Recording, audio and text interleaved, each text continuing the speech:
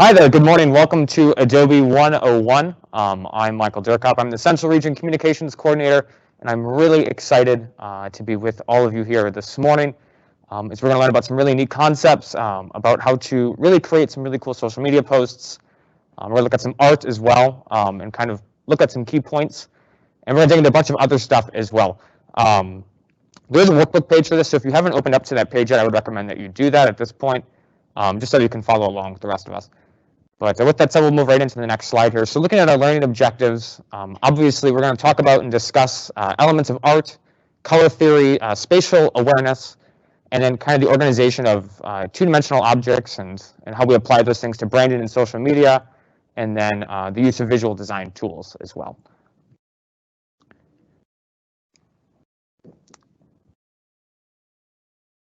So essentially, what are the key elements of art? Art's really composed of a lot of different pieces that comprise a kind of a complete design, a complete piece of work, and those things really stretch from kind of, I guess, color, which is kind of this visual piece that provides a lot of character and personality to each composition. And then as we look at lines, it kind of frame our space. And then as terms of shapes, we look at biomorphic and non-biomorphic shapes and how those things in our environment really relate to our work. But with that said, so those are a couple of key pieces. Then we'll look at form and three-dimensional aspects as well. And then texture. And texture is kind of this, if you're familiar with music, I like to say texture is kind of the timbre of art. It's really how your art feels, and then also it kind of helps set a setting, if you will, for I guess kind of the style of artwork. Sometimes with textures, artists will take and use really thick kind of brush strokes and thick layers of paint, right, to create depth of space and understanding. So really, there's a lot of really great key pieces that we're going to talk about in this. This is really kind of a quick overview of each of them. But ultimately, we're going to look at color theory in just a few minutes here. We'll talk about essentially kind of how important of a role that plays in creating art and our compositions. But again, the elements of art are really that color, line, shape, form, and texture. So those key pieces we'll look at in each of those things we'll look at, excuse me here. But we're going to look at each of those things in every example that we're looking at today. And we'll kind of point out some key aspects as well. But we've got a whole ton of them. We're going to get through. We've got 5 of them, one for each piece. So that way it's really well demonstrated. But again, color, line, shape, form, texture. Try to remember that. That's kind of the key here. So as you dig into color theory is really great. So Sir Isaac Newton discovered this thing where light reflects to our eyes, and we're able to see all these different colors. And in order to organize those colors, right, we had to do that in a way that made some sense. And so these colors are really organized in what are called primary colors, secondary colors, tertiary colors, complementary colors, and analogous colors, and so on and so forth. But these are really kind of the important ones we're going to hit. So it's pretty much elementary. We should all know that our primary colors are red, blue, and yellow. And those colors are kind of the foundation for everything. And so you can take these colors and combine them together to create more colors. And you create these layers upon layers of colors that really you can do about anything with. Of course, this is a really general overview of color theory. We're not going to talk a lot about hue or anything like that in this particular course. But again, the idea of just creating colors and color theory and how these things work together when we start to create compositions. So secondly, we've got the second layer of colors, and these are our secondary colors, so purple, orange, green. And all these colors are created, right, when you combine red and yellow and blue and yellow. So again, this idea of combining colors to create more. And the same concept is also applied as we start looking at tertiary colors. This time we're really digging into the next level of these red purples, these red oranges, yellow oranges, and so on and so forth. So, color theory is really interesting because you can do a lot with this in your visual compositions. And we're going to take a look at how complementary colors and analogous colors can really play a lot into what the final product will look like. So complementary colors are really great. Complementary colors on a color wheel are always across from each other, no matter what. We see a lot of complementary colors pretty much everywhere we look, in a lot of ways. And a lot of NFL teams use complementary colors. A couple I can think of right away are the Chicago Bears and the Minnesota Vikings. They use complementary colors for their branding right off the bat, and that really allows it to stand out and be really unique. And so as we start talking about applying this to branding and to social media, we're going to see how that makes sense. But next, we've got all these analogous colors. And analogous colors, based off of the word, generally mean that they follow a line, right? They kind of follow a path. And that's the idea between analogous colors. So you've got red, which is our primary color, some tertiary colors, and a secondary color. So red, orange, and orange are kind of this example here that I have illustrated. And these colors are really cool because you can do a lot with these. Like when you look at a paint swatch, for example, you go to Menards. I love Menards.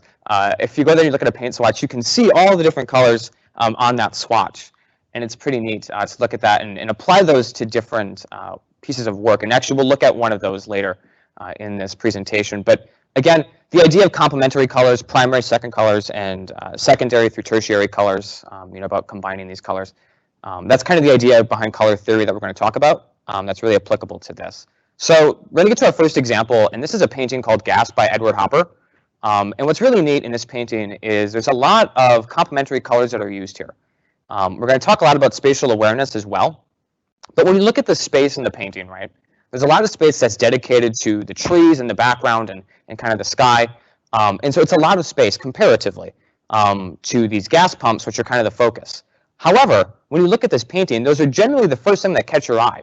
And why is that? Well, that's because they're set on front of this green background. And so because you have these complementary colors, they really pop off the page. And so that's really important as we start to look at designing things, is to make sure that the key pieces pop off the page. And you can look in the side too of the painting. The roof on the building is kind of this maroon color. And then you've got, even in the side, underneath the trees is kind of this orange brush, if you will. And so it really creates a great scene to demonstrate complementary colors and in the use of blending colors in a composition. Are there any questions so far about colors or color theory? I want to be sure I get everything answered right away that any of you may have. So feel free to unmute yourself and ask those questions now if you would like.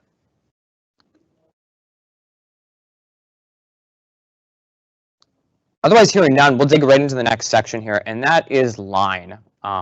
So line is a really important piece to understand when it comes to composition and work, because what line does is it really helps frame out the final composition. It's going to help frame out what it's going to look like. A line is a driving factor, right? You look at this slide even, right? The line between the text and the CR branding drives it up, right? It's the same thing with the arrow. It moves it up. So it creates movement in our compositions. And line is really important. Line is kind of like, when you think about like you're building a house, right? Lines are kind of like the walls of the house. They really help form the shape and the overall structure. And so line is really important to this as well. And line, in a lot of ways, plays into other things like alignment with text and so on and so forth. But line is really important. And this is probably one of my favorite examples we're going to look at today. This is from Roy Lichtenstein. This is called Brushstroke. And this particular painting is a really, really good specimen when we talk about looking at line, right?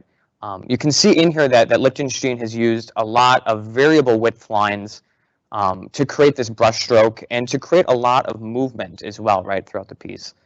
And so this is really, really a great way to use line in a composition. It's a really good way to convey movement as well. But yeah, I mean, that's kind of line in a nutshell. There's not a lot to talk about with line because it's a line. It's pretty straightforward, no pun intended. But are there any questions about this concept of using lines in a composition? Any questions about that? If you have any questions, feel free to unmute yourself and ask those questions. Otherwise, if not, we'll just keep on going through. So we've got shape.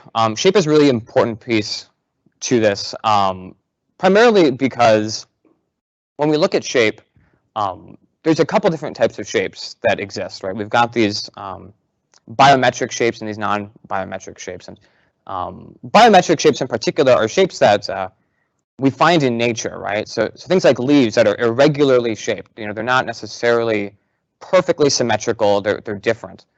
Those are things that we find in nature. And we've got these biometric, non-biometric shapes rather, that are perfectly symmetrical, that are perfectly created. And so these are things that, could be like squares or perfect circles.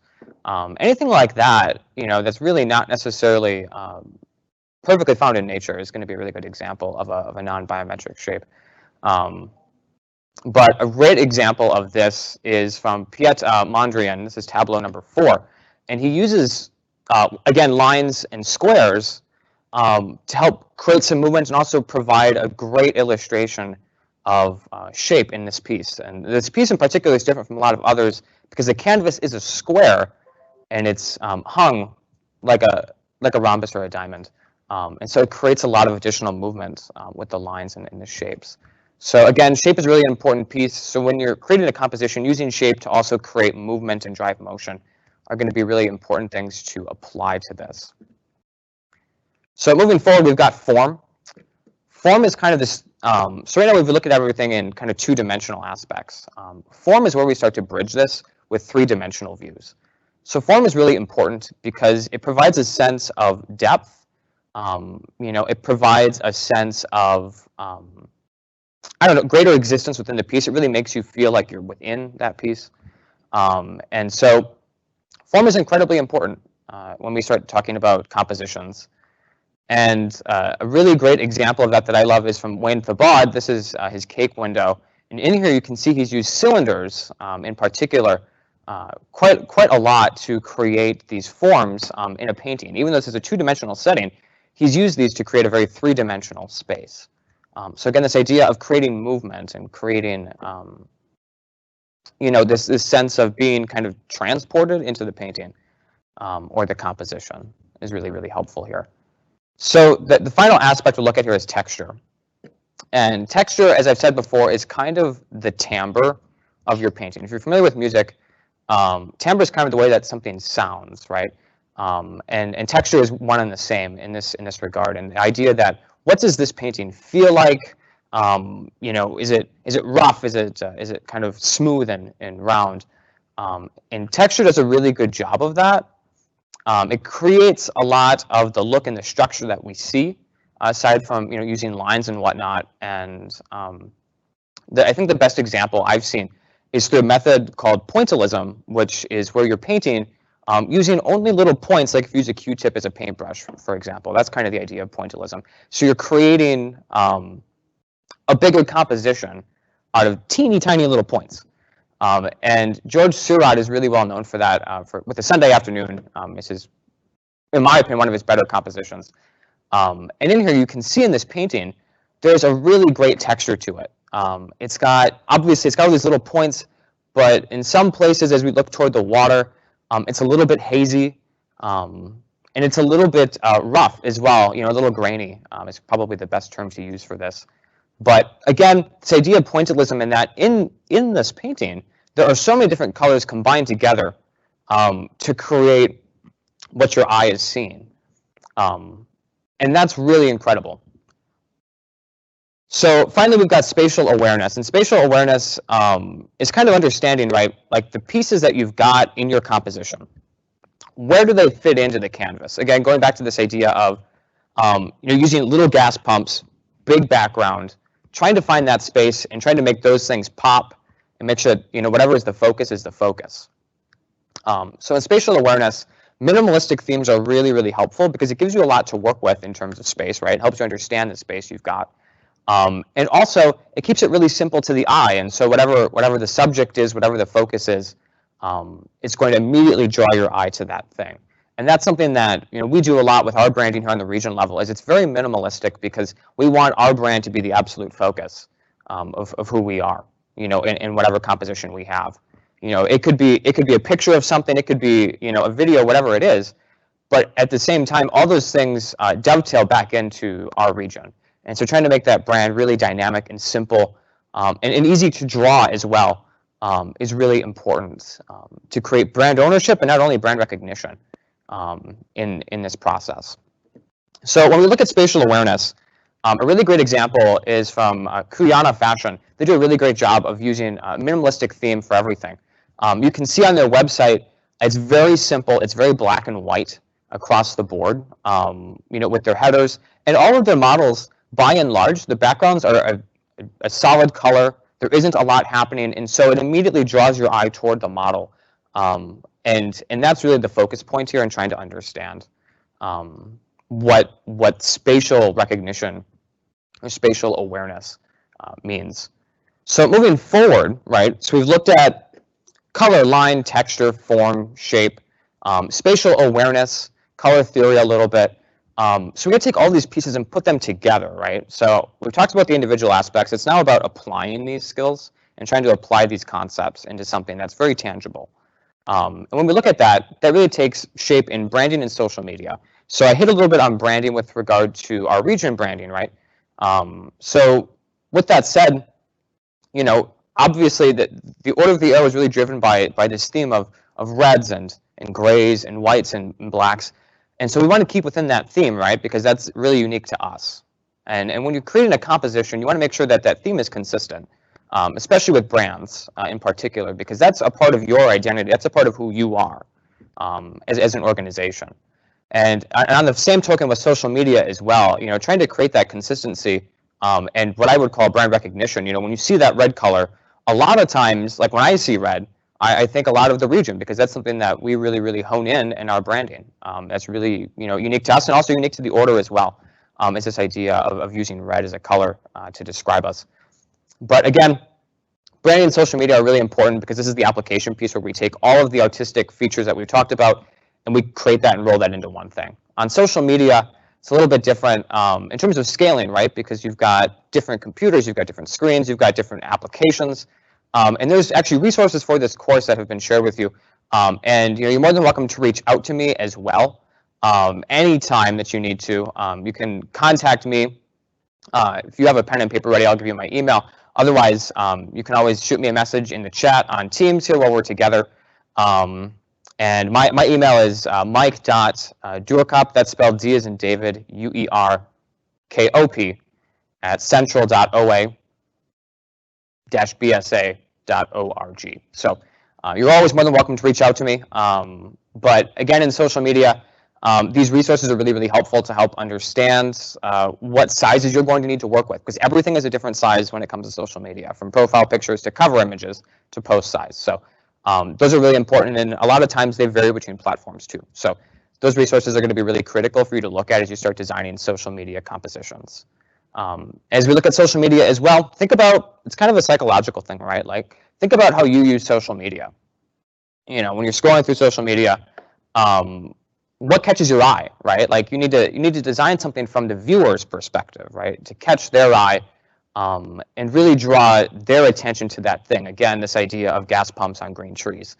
So really, really catching their eye and drawing their attention in to whatever it is you have to say. I'm going to look at how we do that in a couple of different settings in this particular slide. So on the left, we've got this post, which is 3 reasons to attend NLS and DYLC. So there's a couple of key pieces I want to point out here. Number one is color, right? So we've used a Nautilus color in the background, and it's created this nice gradient moving left to right. But at the same time, we didn't blend the lines. We wanted to keep the lines, so it created some movement in the piece. And when you look at the bottom, right, where the gray kind of swooshes, again, that movement in there as well. But what this does is you look at these darker reds on the background and some of these lighter reds, and we wanted to make sure that the background wasn't so dark that you couldn't read the white text. So with that said, we really wanted to use white text to really pop off the page. Of course, again, these complementary colors, you could use green if you wanted, but by and large, keeping with the OA color scheme is really imperative. And National has a really, really good branding guide. So make sure that you look at that. Make sure you confer with that, because that will help outline a lot of what the things are that you should incorporate within your session, or within your composition, rather. So again, looking at these social media posts, they're really minimalistic for the most part. They're all right down to the point. They're telling you everything that you need to know, and the absolute most important pieces. On the right side, we've got this 4th of July post. again, encompassing the central region branding, right? Because that dovetails. We've got these lines that create some movement from left to right, and then, of course, just the primary text for the holiday. But are there any questions so far in anything with regard to the final artistic concepts we talked about, or anything along the lines of general composition? Because this would be a really great time to ask those before I move on to the next step here.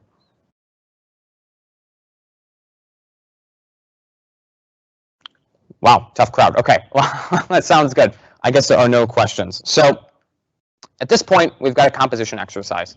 And this is really going to be up to you guys to take this back, really start applying these skills, and start creating your own social media posts. You'll look at your worksheet page. There are two posts. You'll probably end up using one of them of the two.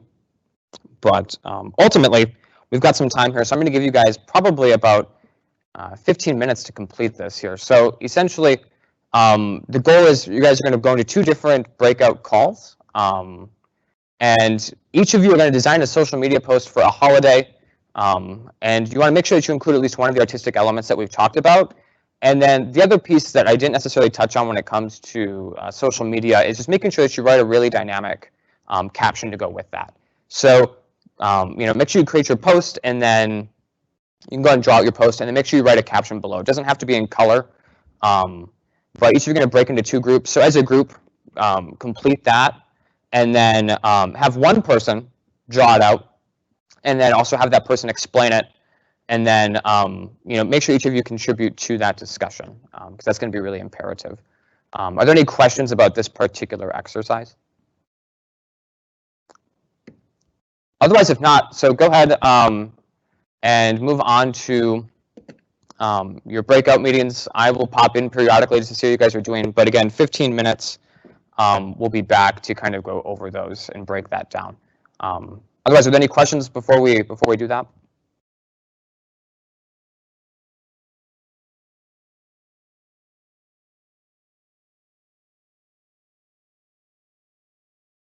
Okay, hopefully everybody's making their way back here to the call. Everybody together, and then we'll go over. So it's actually funny. While we were out, we ended up all creating one big team instead. So sometimes one bigger team is better than 2 smaller ones. So that's okay. But we've got one big team, and they're going to kind of briefly go over what they've created. And so with that said, I guess we'll wait till there's a couple other people. We'll give it a couple extra seconds here.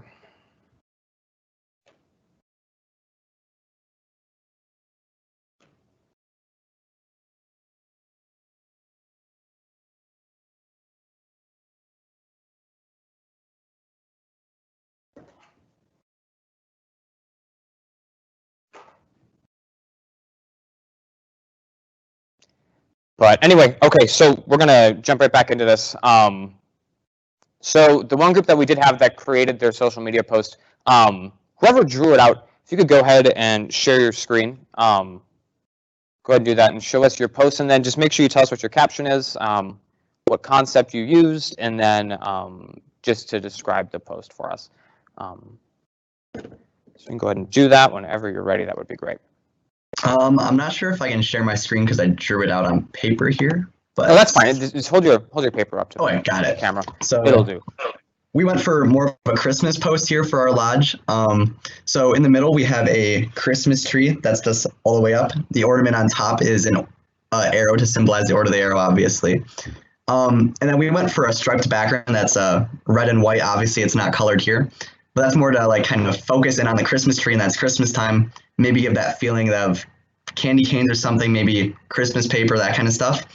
And then at the top, I guess we would have written Happy Holidays. I didn't get to that part, but and then our caption was going to be from our council fire to yours. We wish you a Merry Christmas. So we kind of wanted to keep the caption simple, not too long, but still get a good message across in the end.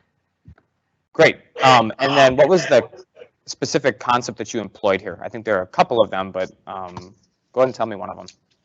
Well, we kind of really wanted to focus on the Christmas tree in the middle so that it kind of popped off the page. So I'm not sure exactly if there's a concept there, but I joined the meeting a little bit late, but we kind of just went for a simpler background that would focus you more in on the middle where we wanted to get your attention. Sure. And I think based off of kind of what you've described in terms of colors, I would say it's probably more into that color theory line.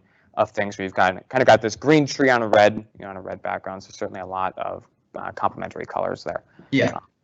But were there any final points you want to talk about with your post? Otherwise, we'll move on to the kind of final part here for our presentation.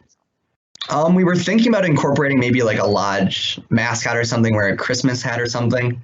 It might be hard to incorporate with this kind of design because you have to draw it out, and that could be really challenging. But I think it could be a cool result if we could do that too. So, Cool. so if it kind of connects to the lodge too. Definitely. Well done. Thank you so much. So moving on to our kind of final segment here, we're going to talk about some visual design tools. So, for the group that designed the social media post, they did it on paper, right? And how do you kind of take an idea from paper and make that digital, right? How do you take that to Facebook or to Instagram or wherever? Well, that's when you start using visual design tools. And we've got a couple of different ones. First of all, we've got the Adobe Creative Cloud. This is something that we use at a region level. There's a lot of pros and cons for each of them. Kind of some of the biggest cons is there is really a big learning curve for users who haven't used it before. So, softwares like Adobe Illustrator, InDesign, Photoshop, or anything like that, if you've never used it, there is definitely a learning curve. There's an expense to it as well, and there's some transferability issues. But again, on the pros side of things, you don't have to pay for any upgrades. You've kind of got this cloud accessibility, and it's pretty much industry standard for everything. So if you use the Adobe Creative Cloud, you kind of got the best of the best. Moving forward here, we've got Canva. This is something that a lot of sections use. I recommend it as well if you're looking for a really great solution for graphic design. A lot of really great pros to this, and that it's a lot of very simple tools to create effective visual compositions. There's a really great ease of use. And then, I guess on the flip side, there's always a con to something. There is kind of a lack of control over your cropping and layering. And sometimes it's just really hard to find a good template for a composition or kind of a good inspiration. But those are kind of the pros and cons of each of those visual design tools. And there's a whole bunch of other ones in between. But those are kind of the two primary ones. But other than that, though, again, we've really covered a lot. We've covered different artistic concepts about, how compositions are created. We've done an exercise where you've created a composition. And then we looked at some tools on how to make that process just a little bit easier. But other than that, are there any other closing thoughts or any other final questions? Feel free to chime in now. Otherwise, you've got my email. Feel free to email me anytime. Well, so there's no other questions. We'll wrap it up here. But thanks so much, guys. Have a great rest of your day, and take care.